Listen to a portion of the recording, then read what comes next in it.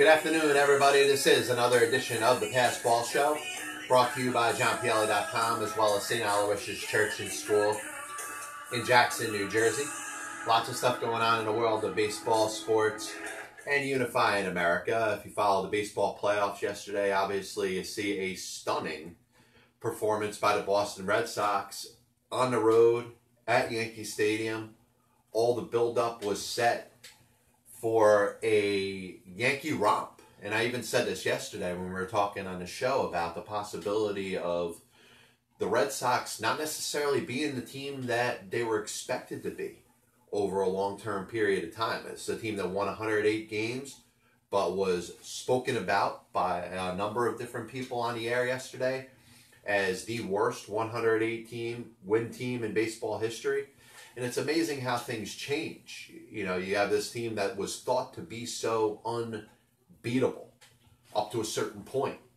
And then they kind of had their coming to earth moment where they seemed vulnerable.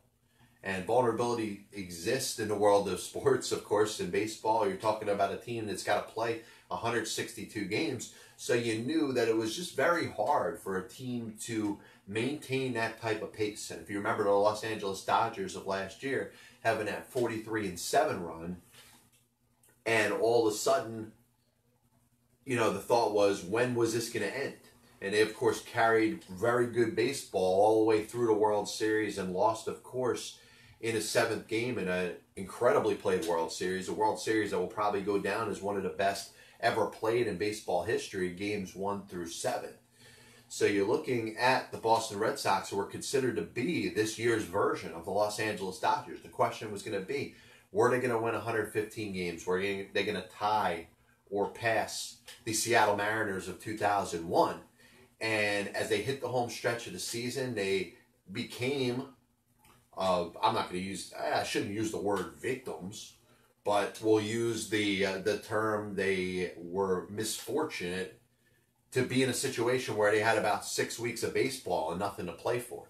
And no matter who you are, it's hard to have that same type of motivation, whether you're the manager, whether you're the leaders on a certain team, to be able to motivate a team when there's nothing to play for the next 6 weeks. We talk about in baseball and all other sports, how do you show up to a stadium, play hard, and care just as much as you do when there are things to play for, when your team stinks? Well, the same does apply for a team that's really good.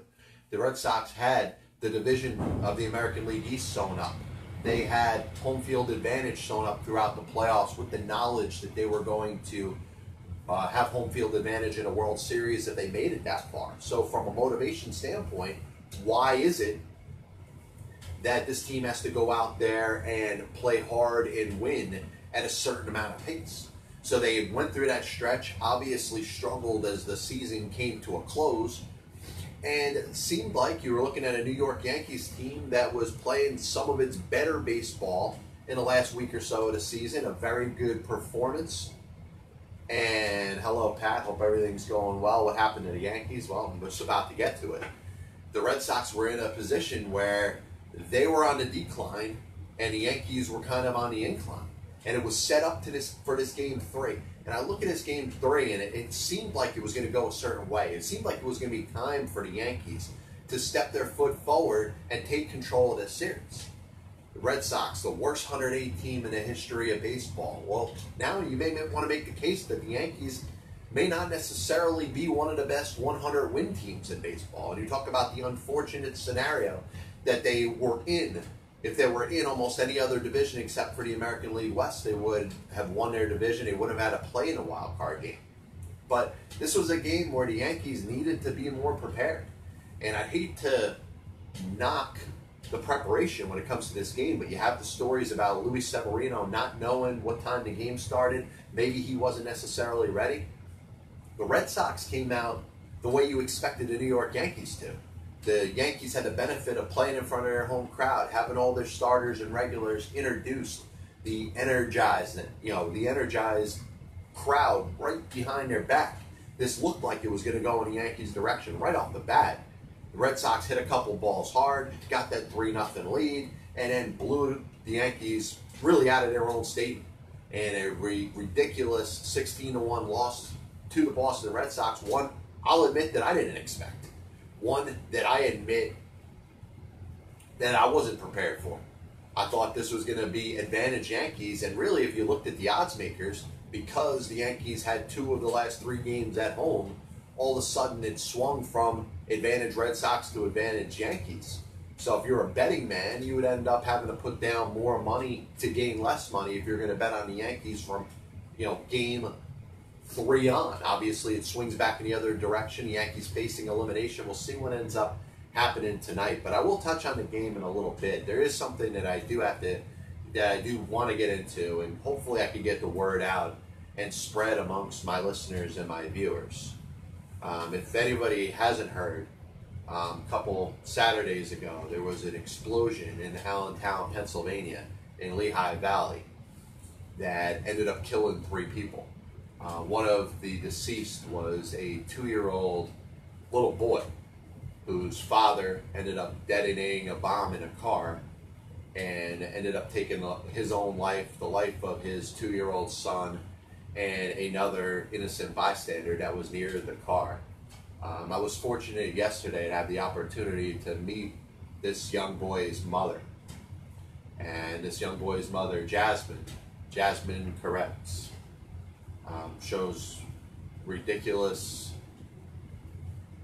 I don't even know how to describe it, when somebody ends up going through something like that. But she was very humble, obviously sad, but is obviously going through a tough time. And to lose a child that is just 2 years old, for a father of a 2-year-old myself, I can't imagine how I would view life and how I would simplify anything, from going to work to being able to host my talk show to just regular interaction with people.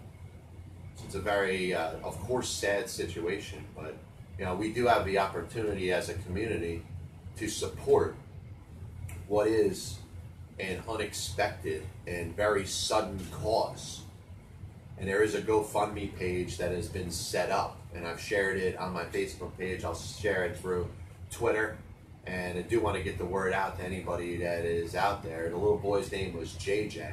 So if you search through GoFundMe and find Help JJ, a 2-year-old boy was in the wrong place at the wrong time and was murdered by his deranged father. And, I don't want to get away from the seriousness of this, but this is a comment that I always make when there's situations like this.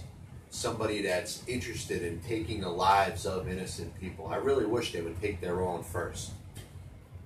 Because, mental illness is a serious thing that goes on in this country.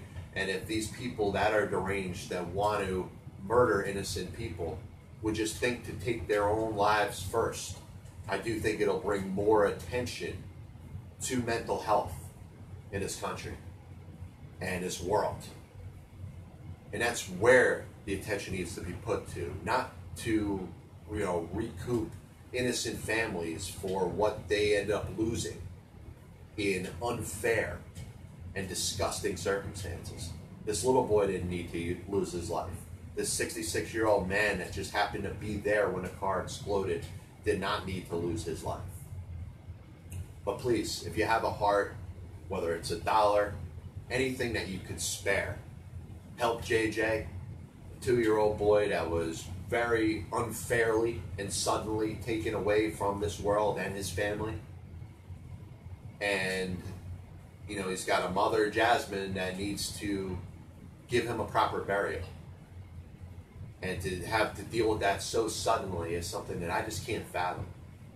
And I got to be honest, it's hard to keep it together when you think of the seriousness of something like that, especially being a father. And for everybody that is a parent, and everybody that's not a parent, can understand what it would be like for a parent to suddenly lose an infant child. An infant child that had no control over where he was going to go, where he was going to be. And his life is now over. So please consider donating. Like I said, I'll share it on my Facebook page, Twitter, social media. If one person listens to the show today and can donate $1, it would be very much appreciated.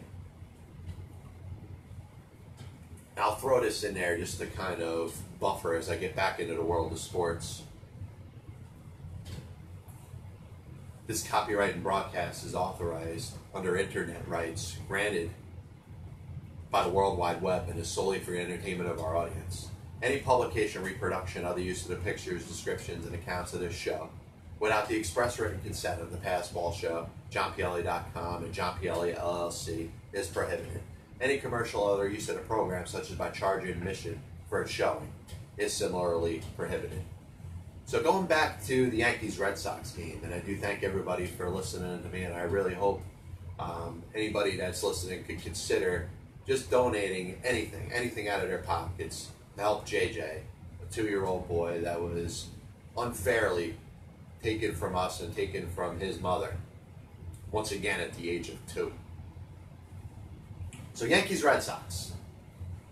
Angel Hernandez, once again under the microscope, but this time in a way where I don't necessarily want to criticize him. If you look at Angel Hernandez, he's probably known as one of the, if not the worst umpire in all of Major League Baseball. And a lot of it, comes from the fact that most baseball fans know his name. And sometimes that's all it takes. In Major League Baseball, you have umpires who kind of play their role in an anonymous type of way. They're just people there to officiate. Nobody needs to know who their name is because the game is centered around the players. The game is centered around organizations. And it's not about the umpires. The umpires are just there to exist. Make sure the game runs right, make sure the game is played fairly, and let the best team win in the end. So when somebody's name as an umpire is thrown out there in front of the media, and everybody knows Angel Hernandez's name, there's no way it could be a good thing. There's no way that the reputation of Angel Hernandez can be considered decent or respected because everybody looks at him and says, hey, Angel Hernandez, one of the worst umpires in baseball. He's made several terrible calls over the past decade plus. He's also been known to have a short fuse, can make a bad call and throw somebody out of the game in a heartbeat. It's kind of the worst kind of umpire. The umpire that has rabbit ears but doesn't do his job correctly. So it's very understood that Angel Hernandez should not be considered a very good umpire, let alone should be on a umpire in a postseason. He shouldn't be umpiring games in a World Series. And on top of it, he's claiming racism. He's claiming that baseball is judging him because he is of Hispanic descent and not because he is a terrible umpire. All these things I'm going to register and understand and put when I'm judging Angel Hernandez as one of the worst, if not the worst umpire in all of Major League Baseball. But what I'm going to say about Angel Hernandez's performance last night, even though he missed a couple calls, he missed 3 specific calls, in fact, that were all overturned by manager challenges. It's not a good review when you're judging somebody in their job performance. Angel Hernandez missed 3 calls. 3 calls that he called incorrectly that were all overturned because of replay review. That being said, I'm not going to pick on Angel Hernandez for what he did last night. And a lot of the backlash, if you follow Twitter, if you follow social media, if you hear, stories that are put up there by CBS Sports and ESPN and other websites, it's going to be damning against Angel Hernandez. Angel Hernandez in the news again, but not for the reasons that Angel Hernandez was in the news in previous times. He's not suing Major League Baseball at this moment. He is, but it's not about his lawsuit against Major League Baseball. He has a very short fuse. He throws people out of the game unnecessarily and is considered one of the worst umpires in Major League Baseball. That's not the story today. But if it wasn't Angel Hernandez, if it was a different umpire that happened to be there at first base, missed by a microsecond or a micro flash or a frame, 3 distinct calls in 4 innings, it would not be as much of a story. It is a story because of Angel Hernandez's reputation. And let's be serious, when it comes to things that happen over the course of, let's say, names getting thrown through the blender and coming out, and he say, hey, I've heard that name before. That person was involved in this. That person was involved in that. This person has a bad reputation. So when their name is thrown out there again, the natural reaction from the public is, here we go again. This is another thing that that person did wrong. As we hit the halfway point here on the Pass Ball Show, a couple more topics we're going to hit up as we move forward. Once again, if anybody is interested, the number is 732-364-3598. That's 732-364-3598. Please comment on the Facebook Live or Periscope feed. And in response to Greg, yes, I'll leave the camera at this angle.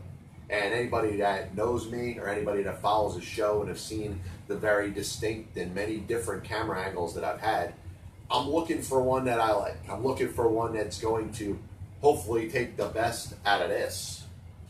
But most importantly, just to look as professional as possible with everything I got in the background. I do have a couple more pictures we're going to start putting up. We'll decorate the room. We'll try to make it look the best way possible. But last point I'm going to make about Angel Hernandez, any other umpire missed those 3 calls. And I think the third one was the most blatant. And replay review didn't take very long. So one on top of the other. He obviously had a bad night last night. Wasn't Angel Hernandez's first bad night in his career of being an umpire. But if it's any other umpire, you just say, hey, that umpire had a bad day. But it's Angel Hernandez. And Angel Hernandez's image continues to get destroyed every time his name gets thrown through the blender and thrown up at the top. Angel Hernandez again. And this guy, continues to make himself look bad. Unfortunately, I don't think it was his own fault last night. He just missed 3 calls. But moving on, I wanted to talk about the NBA. You obviously have the National Basketball Association season coming up pretty soon. A lot of excitement. If you're in the New York area, you got the Knicks and the Nets, and a thought at some point these organizations are going to get themselves going. There's going to be some competitive basketball played in the state of New York. The Philadelphia 76ers, the run they had last year, yes, their season ended a little bit prematurely in the playoffs. LeBron going to LA. Is he going to turn that team around and get them as a legitimate contender in the Western Conference? Of course, you got the Golden State Warriors, the 3-time NBA champion in the last 4 years.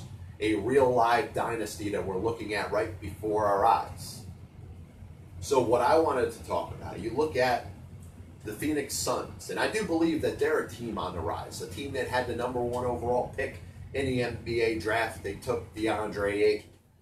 They had an aggressive offseason. They hired themselves a new coach. They made the trade for DeAnthony Melton, solid point guard, a good player that you could build your team around. So as the season is approaching, as you're getting pretty close to the start of the National Basketball Association season, they decide, the Phoenix Suns do, to fire their general manager, Ryan McDonough. No relation to Ryan McDonough. That was the longtime Rangers defenseman, and of course, most recently for the Tampa Bay Lightning. I'm a little puzzled with this. You look at a team that's got Ayton, like I said, the #1 overall pick, the trade for Melton. They got Booker and Jackson. So they got a series of very good players. And a team that was not good last year. There's no doubt about it. But they just hired a new coach. This is a team that seems to be moving itself up in a positive direction. And what happens? They end up firing their general manager. Now, you wonder if there's something internally that's going on there. Possibly. There may be an issue. There may be some problems going on. Maybe a disconnect between the general manager and ownership. You did hear that the owner has become a lot more hands-on when it comes to making personnel decisions. So maybe there was a little bit of an issue between there, the front office and the brass and the ownership.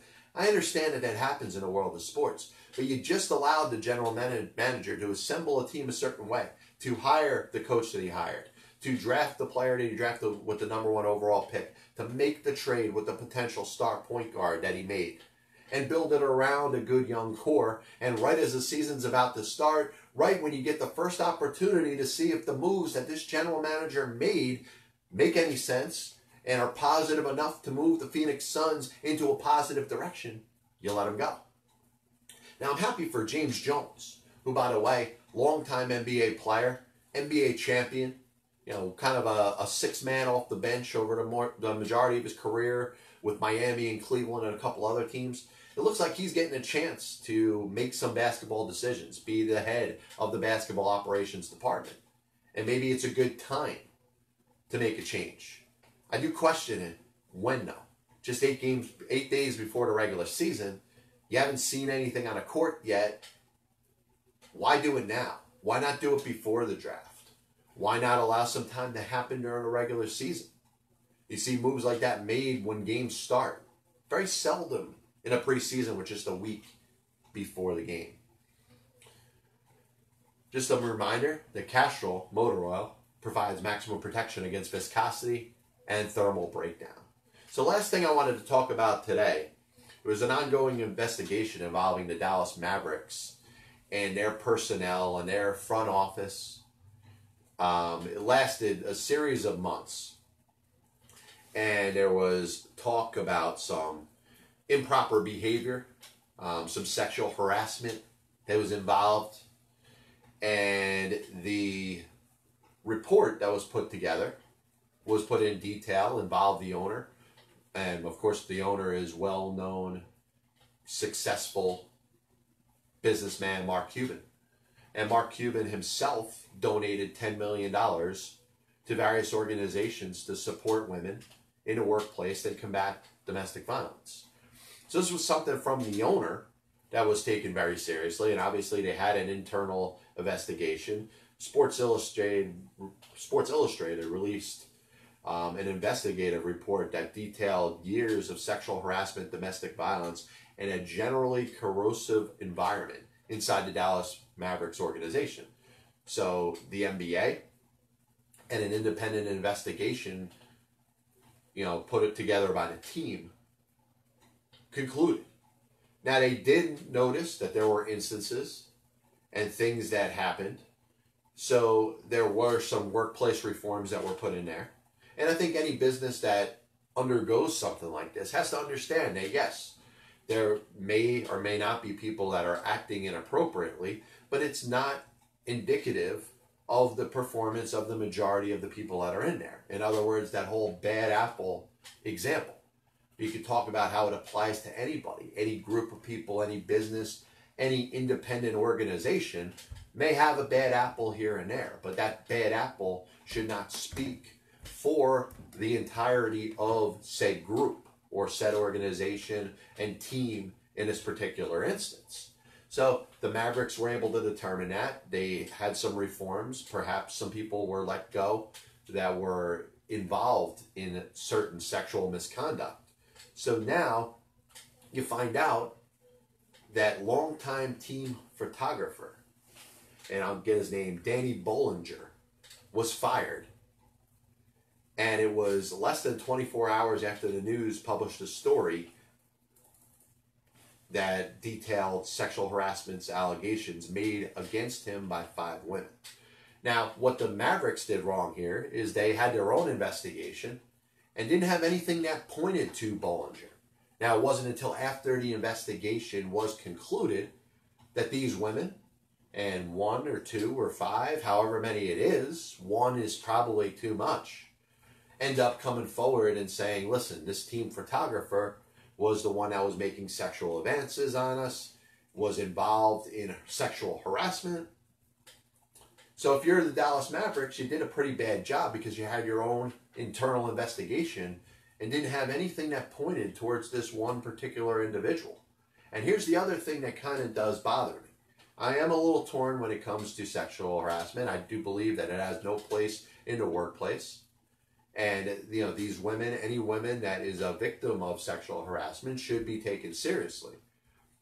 So I look at this and you find out that team photographer Danny Bollinger is good chums with owner Mark Cuban.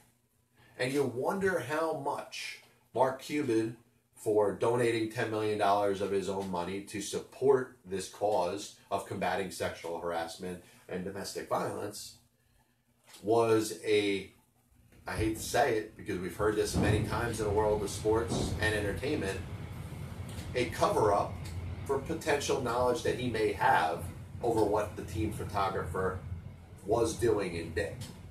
And of course, if that's the case, you're talking about a whole different, jar of worms. You had the Urban Meyer situation in Ohio State, when once again, it has to be stated that Urban Meyer did not assault the wife of his assistant coach. In this case, Mark Cuban, whatever he knew, did not sexually harass any of these employees. The team photographer is being held accountable and has lost his job. So I think that needs to be stated. And now all the time in these situations, we tend to want to bring down as many high-profile people as we possibly can. And I hope that if this becomes a bigger situation and the outcry from the public is to penalize Mark Cuban in any way, it's going to once again take the pressure off the person that actually committed or potentially or allegedly committed these acts of sexual harassment in the workplace. It's about Danny Bollinger. So let's get his name out there, pretty similar to the way we need to get Zach Smith, a accused sexual abuser of his wife. Those people's names need to be thrown out in the spotlight. Not Urban Meyer. Not Mark Cuban. A little recap of the show today. I said, please, if you can, if you have a couple minutes, take a look at the GoFundMe page for JJ Schmoyer, Schmoyer, a 2-year-old who was unfairly and inexplicably murdered by his father in an explosion that happened in Allentown, Pennsylvania. They are raising some money to pay for the young boy's funeral expenses and his burial and his headstone. So just, if you have a heart, if you have any compassion, you can spare $1. Just go to JJ Schmoyer, Schmoyer, his page for GoFundMe. The boy's mother's name is Jasmine Keretz, Kerecz. And I had the opportunity and the pleasure of meeting this young lady yesterday. And in a time of, all you could think of is just the anger and how could this happen?